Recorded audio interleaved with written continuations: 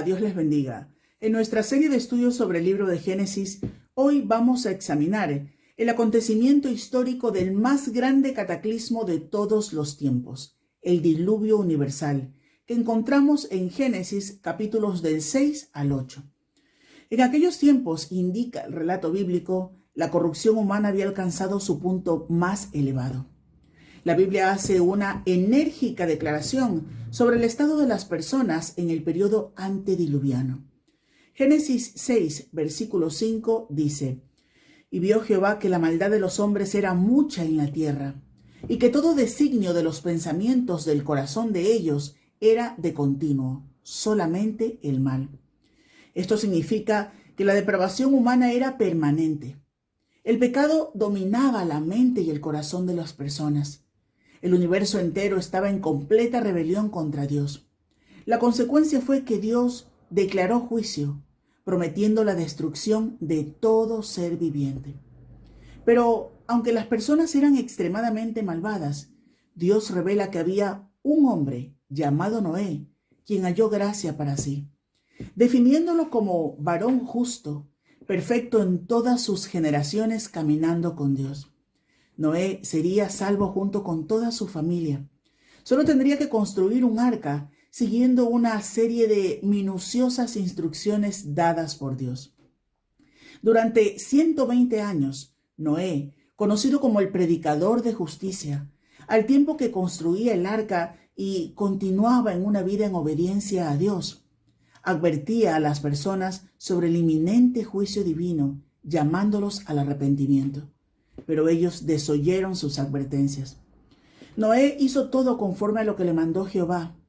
Entraron en el arca él y su familia, junto con la selección de los animales para la preservación de las especies. El juicio llegó y la narración indica que Dios cerró las puertas del arca. Para aquellas personas que estaban fuera, era demasiado tarde para recibir gracia, puesto que fueron rotas todas las fuentes del gran abismo, y las ventanas de los cielos fueron abiertas. Así fue destruido todo ser que habitaba sobre la faz de la tierra. Ahora bien, ¿es acaso ahora el mundo mejor que en aquellos tiempos? El pecado continúa proliferando a gran escala, y Dios continúa advirtiéndonos en forma clara y precisa a través de las Escrituras que su ira vendrá nuevamente sobre la tierra. Y aunque no sea en forma de diluvio, la destrucción será devastadora. El Señor no retarda su promesa, aunque algunos así lo crean, sino que es paciente con nosotros, no queriendo que ninguno perezca, sino que todos procedan al arrepentimiento. Segunda de Pedro 3, versículo 9. El objetivo real de esta historia y de todo en las Escrituras es que vivamos la experiencia de la gracia. Aunque el diluvio pasó hace demasiado tiempo, su importancia es eterna y tiene para nosotros una gran advertencia y una gran promesa, porque no nos ha puesto Dios para ira, sino para alcanzar salvación por medio de nuestro Señor Jesucristo. Primera de Tesalonicenses 5, versículo 9. A continuación, hemos preparado un importante estudio sobre este tema. Permanece con nosotros y al final recuerda compartir este programa.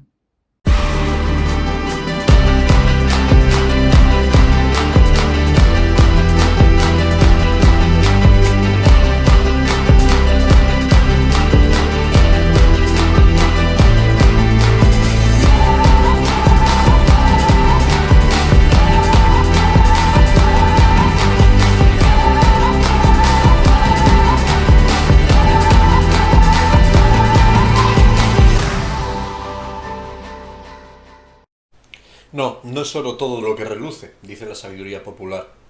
Hay amenazas que son reales para la humanidad y por mucho que las neguemos, las disfracemos o ignoremos, no pasan de largo, siempre llegan. Se tilda de pesimista a Quevedo cuando en su obra Los sueños hace esta expresión: lo que llamáis nacer es empezar a morir. Frase que también recita Christophe Gautier, un dramaturgo francés. ¿Es pesimismo o cruel realismo?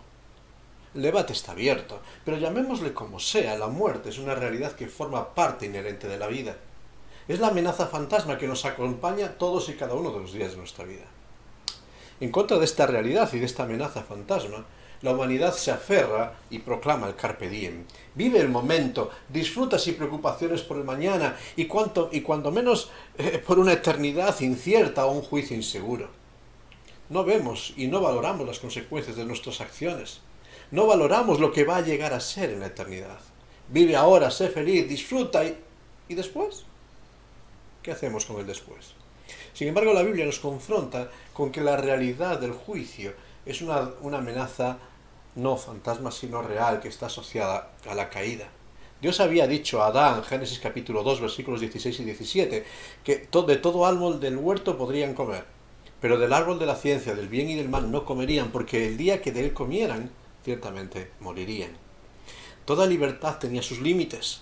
Son los límites de la lealtad, la obediencia, la confianza, la dependencia de Dios.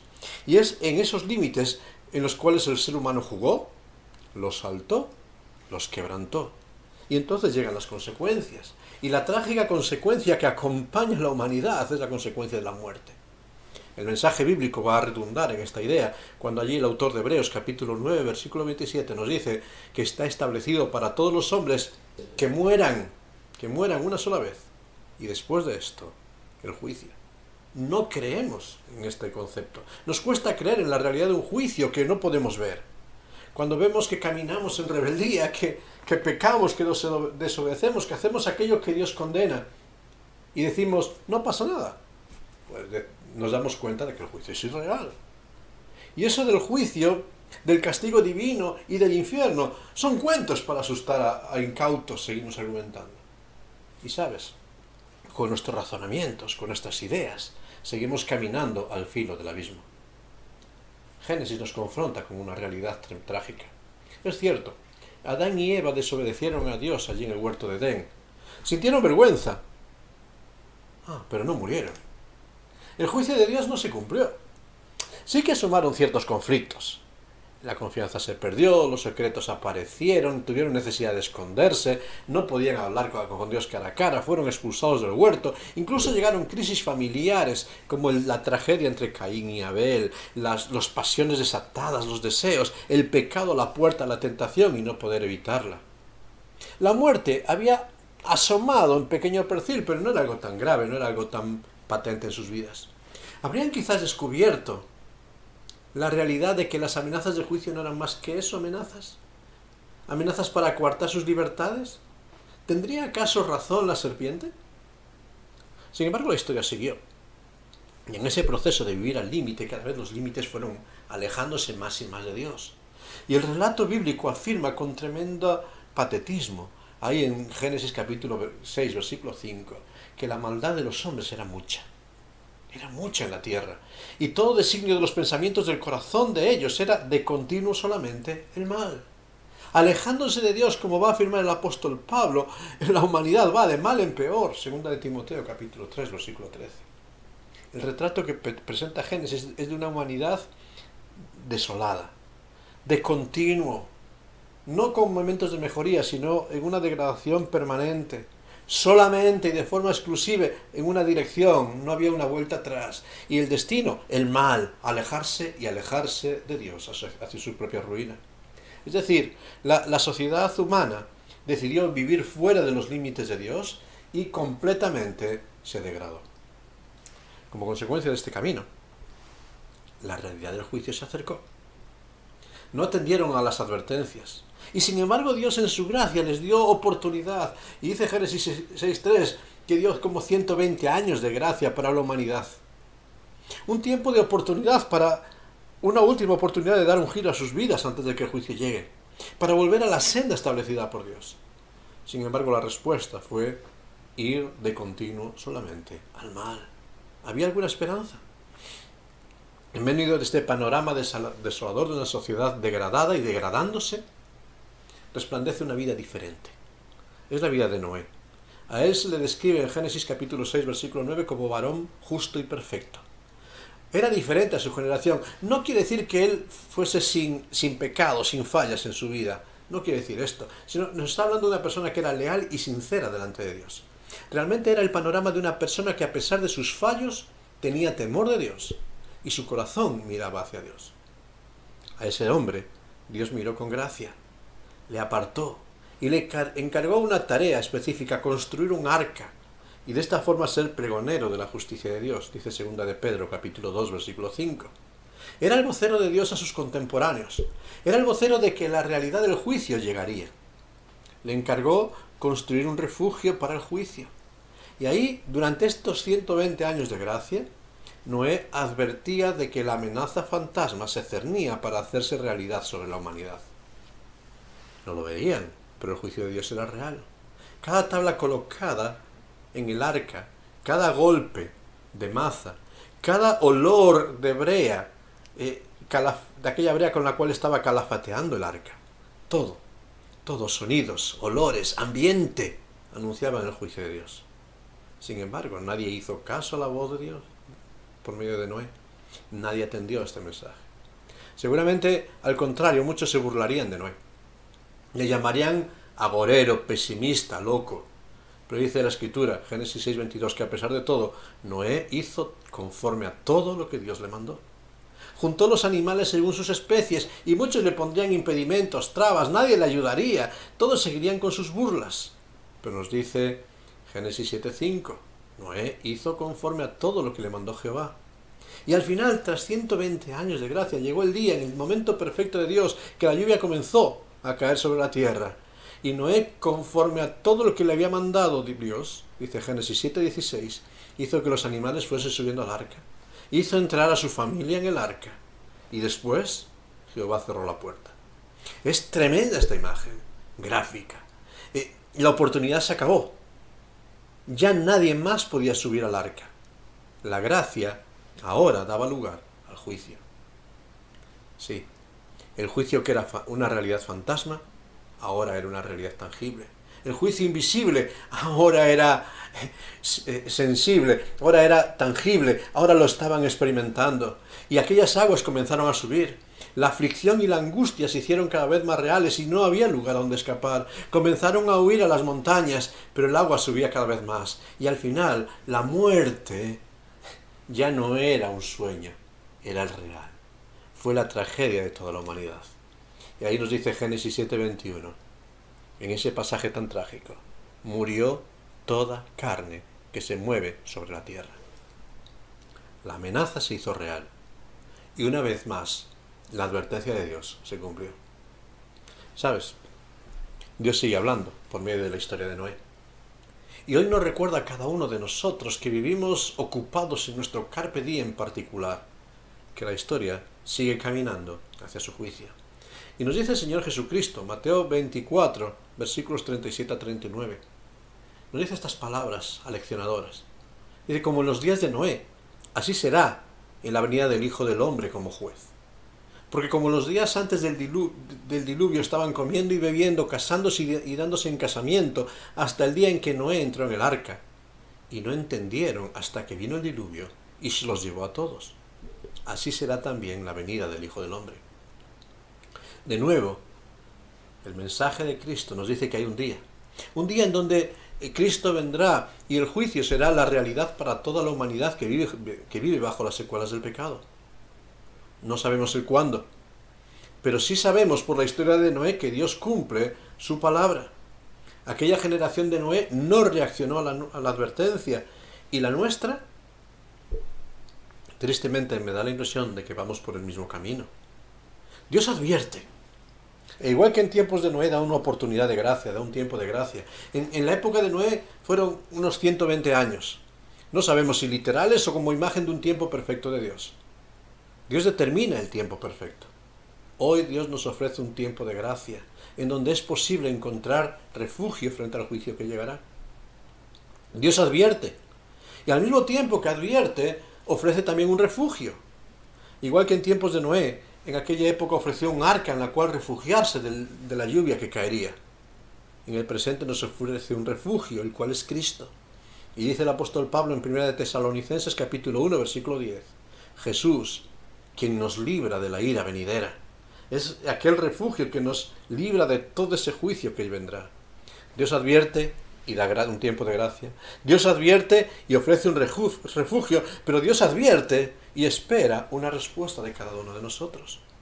La advertencia de juicio, el refugio frente al juicio, Pero igual que en tiempos de Noé, ¿sabes? No todos subieron al arca.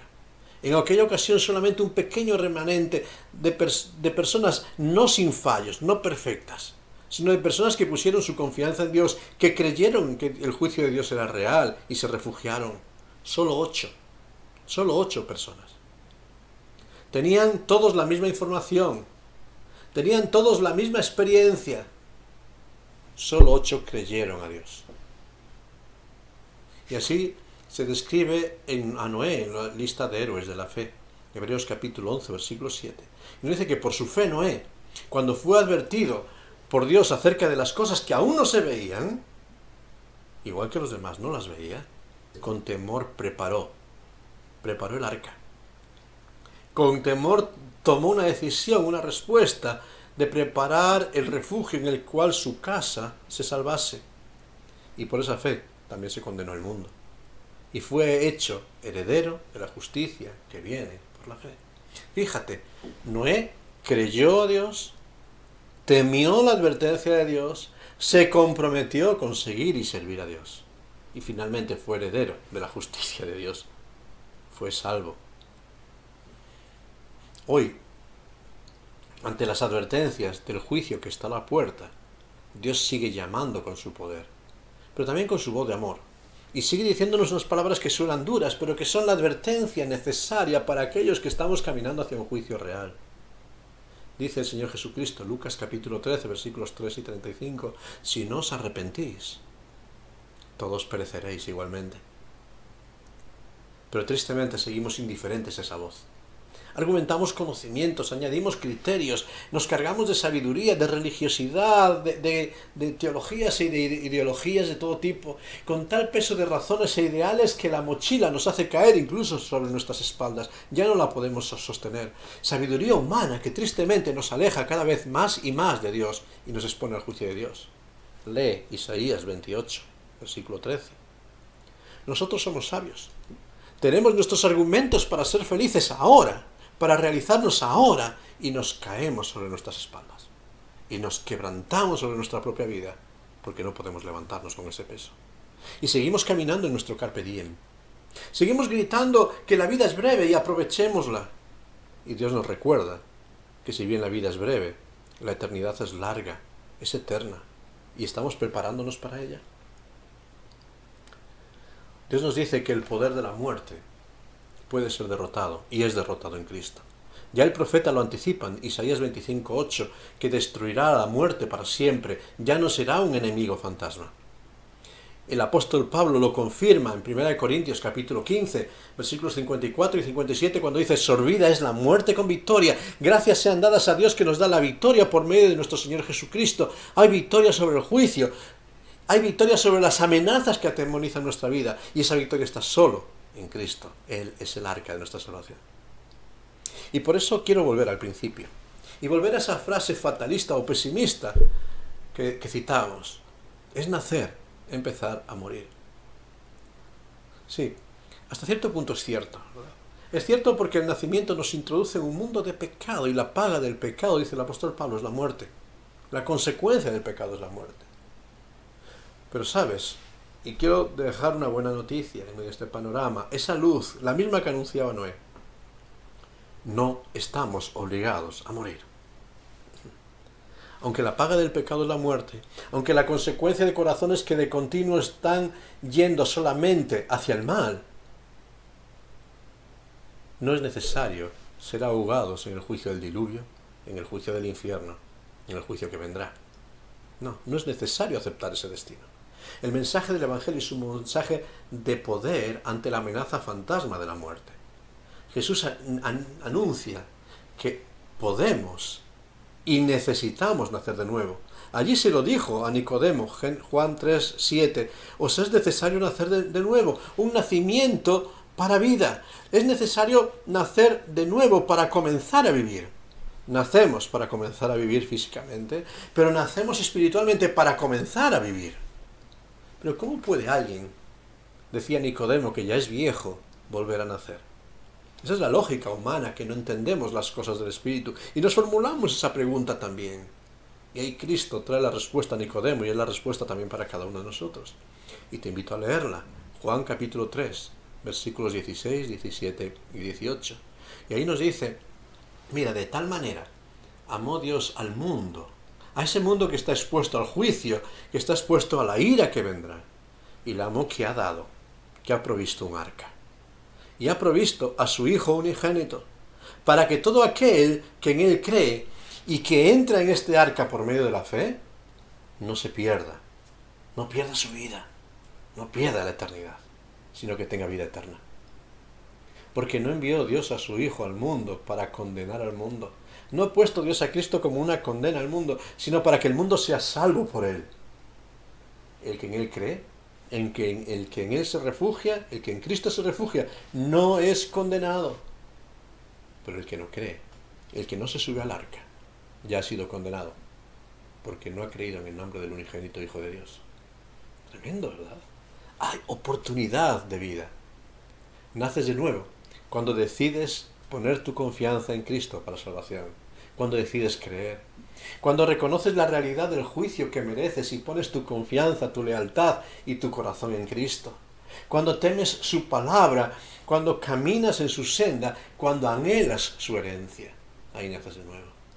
Por eso hoy, ante la amenaza fantasma de la muerte, ante la amenaza fantasma de un juicio que nos estremece, si hoy no tienes esperanza de futuro, escucha a Cristo. Cree en Él y tendrás vida.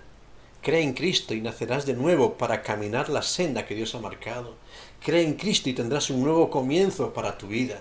Cree en Cristo y serás salvo de la ira que viene. Solo cree. Y por eso te dejo esta inquietud y esta pregunta. ¿Has nacido de nuevo para comenzar a vivir? ¿Has depositado tu confianza en Cristo como el único que te puede liberar de las consecuencias del pecado, consecuencias de juicio? Cree en Cristo y serás salvo. Que Dios te bendiga.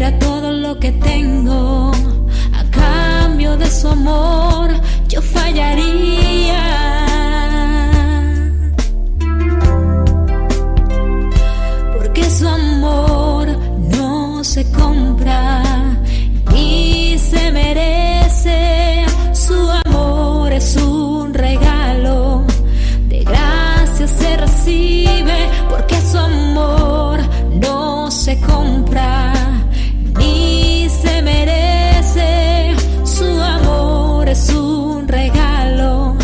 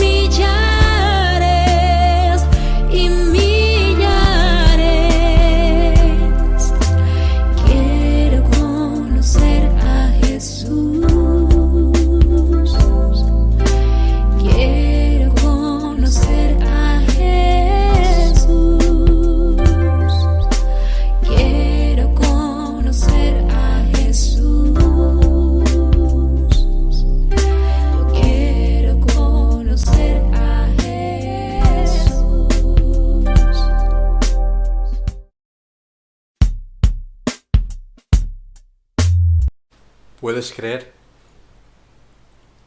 Qué pregunta tan sencilla y tan difícil.